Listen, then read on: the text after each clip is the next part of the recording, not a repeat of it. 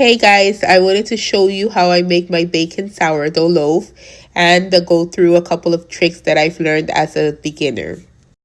I fry my bacon before I add it to the dough, leaving nice and crispy, and drain out all of the grease. This is 1 full pack of bacon for 1 loaf. We really like our bacon in this house. So I add the bacon during the stretch and folds. For the first set, I do stretch and folds, and then I do 3 sets of coil folds. I prefer to do coil folds because it leaves the dough a lot smoother. Here's my first trick. I add a plastic shower cap inside the silicone banneton so that the dough will not stick. I don't need to add any flours at this point. You guys will see once I dump it out to score, it does not stick whatsoever. Here's the dough proofed, ready to dump. As you guys can see, very clean, nice dump. I don't know about you guys, but this is so satisfying to watch. Here I very lightly shape the dough. I prefer not to mess with it a lot. I like the dough to be very fluffy and very airy.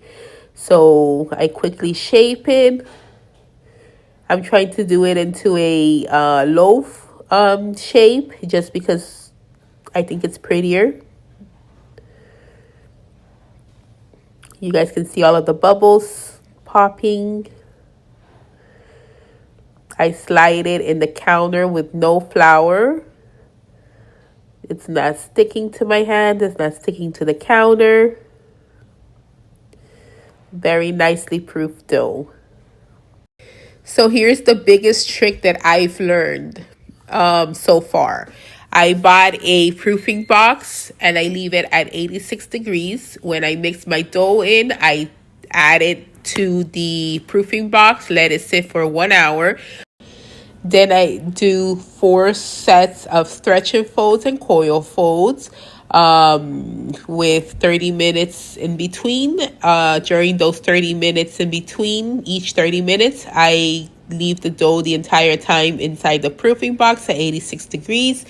Once I'm done with the stretch and folds and coil folds, I leave the dough inside the proofing basket for another 30 minutes just to rest, and then it's ready to shape. This has taken the guessing game out of the equation completely. I have done double loaves, single loaves, and it works every single time.